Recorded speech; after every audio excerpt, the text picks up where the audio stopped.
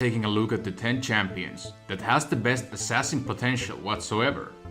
Also keep in mind that the opinions are mine and it's totally fine if you think different wise. Regardless, this is Hepodix and hope you enjoy. LeBlanc is one of those class cannons that can be really scary in earlier stages of the game. Also due to her great mobility and viability to literally 3-shot players, makes her one scary assassin. However, the problem with LeBlanc is that she falls off late game sooner or later as her teamfight potential isn't that good. Talon is one of those champions that has been forgotten in terms of unpopularity. However, that doesn't change the fact that his abilities worked as a combo, makes him one bursty assassin. Talon's true power lies within the third ability, Cutthroat, which silences the enemy long enough for you to kill him down in a matter of seconds.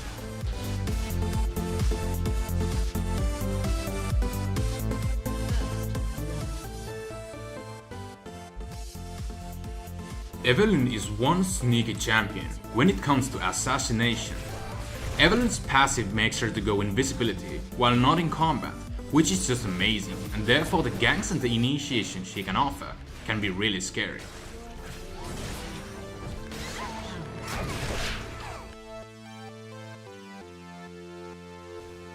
Akali is one of those champions I'd really hope to see people play more, as her passive and abilities altogether are just amazing.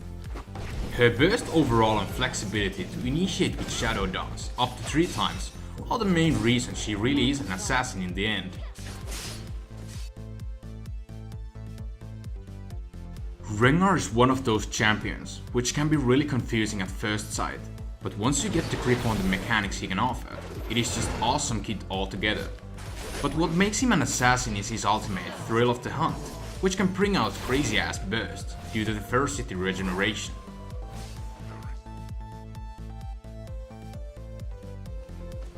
Kassadin is a true bully, an annoyance whenever you try to catch this Voidwalker.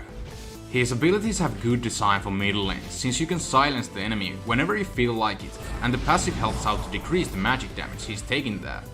But what makes Kassadin the true assassin is his ultimate, Riftwalk, which runs on very low cooldown and therefore makes him one mobile bastard.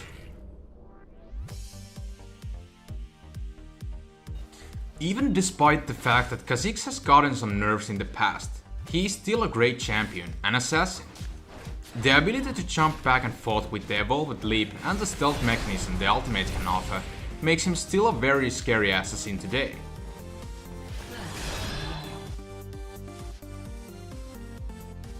As I have already mentioned how unresistible Katarina's boobs are and how overpowered her passive are, what can I add more when this lady pops out in my videos every now and then? The reason however I have to include Katarina here is how well she can execute large AoE bursts in a matter of seconds and then just escape away with the shampoo like nothing happened. Quickly bursting down someone is definitely something that assassins should be capable of, and Katarina managed to do the job very well.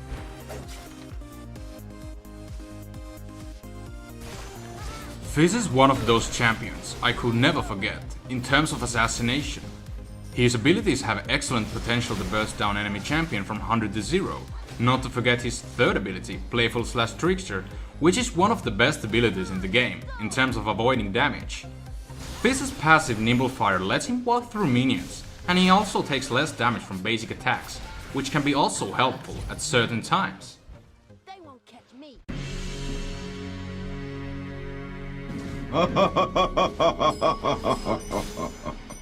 Zed is a champion that I used to overlook when he first came out, but once I played and learned how to play this Shredder of Doom, I really changed my opinion around. Zed's mechanics are just so much fun, I cannot get enough of him, but what really makes him the true assassin is the burst he can offer. Even though Zed's third ability doesn't do damage by itself, his other abilities and even the passive supports and guarantees the fact that once you initiate with Zed, there's nothing but corpses afterwards. So in a nutshell, Zed is a very well designed champion altogether and a wonderful assassin to play with. Alright, so that's about it for this top 10. Hope you enjoyed. Please rate, comment and subscribe if you haven't yet for my new weekly League of Legends videos to come. Also, special thanks for the fans who helped me out with this video. Nevertheless, my name is Apodix and have a nice day.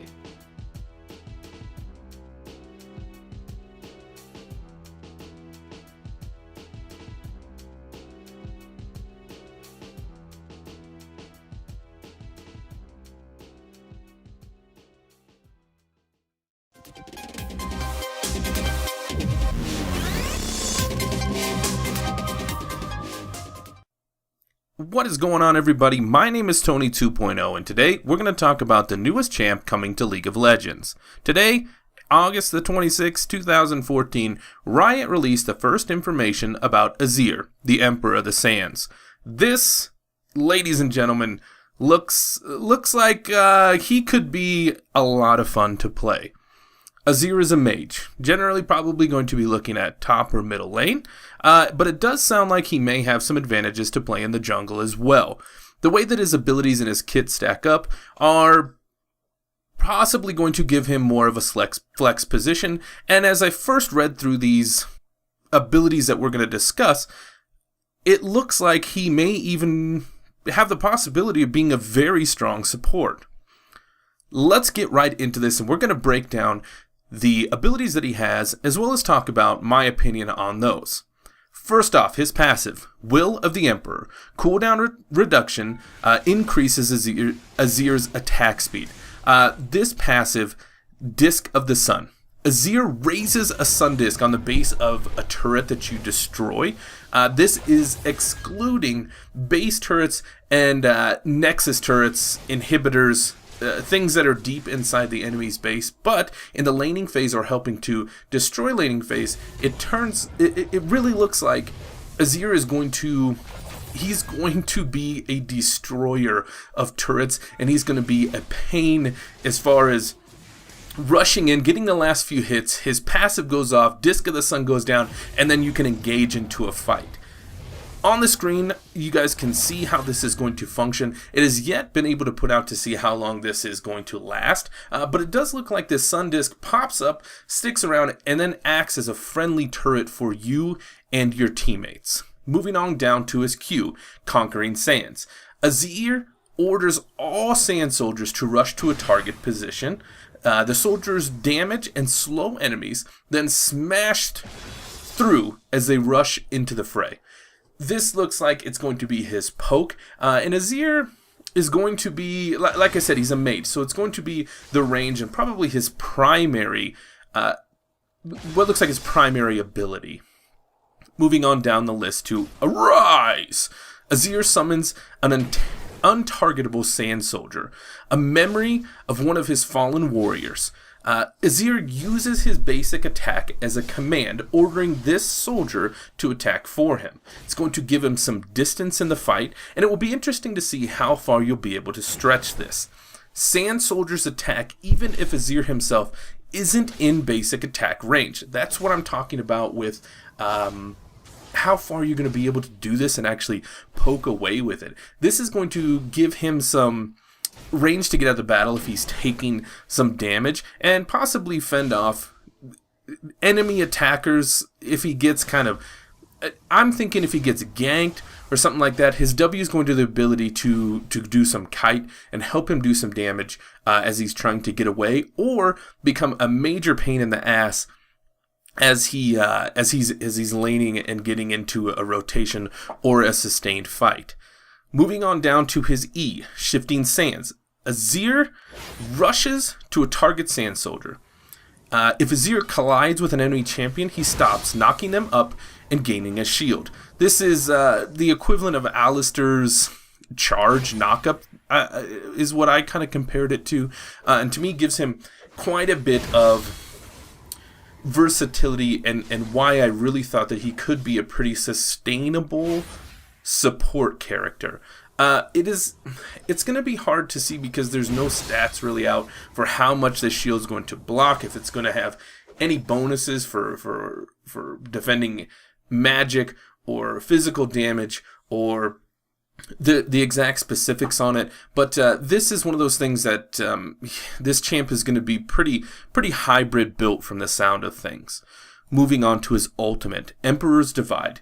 Azir calls forth a phalanx of shield-wielding soldiers who rush forward, knock back, and do damage to all their enemies. If this scales off of AP, this could be huge. When the soldiers finish their charge, they stand as a wall. So not only can this be used to get yourself out of a tight situation, I can also see it being used to protect certain objectives on the battlefield. Maybe stop them from finishing off a turret or keep them from getting to a Baron. Think about putting this on front side Baron or front side Dragon if your team is a little bit a ways from finishing that off. Popping ult, doing some damage, keeping them from getting into you so you can finish the objective, then be ready for your attack. Guys, this is the first information that has come out about Azir, and I'm actually pretty excited to play him. Gnar was kind of a cool champion, but I don't know. There's just something about him that I don't like. I don't like not being able to control his small form versus his big form. And so Azir kind of sounds more up my alley. I like to play mages as well. It'll be interesting to see how this comes.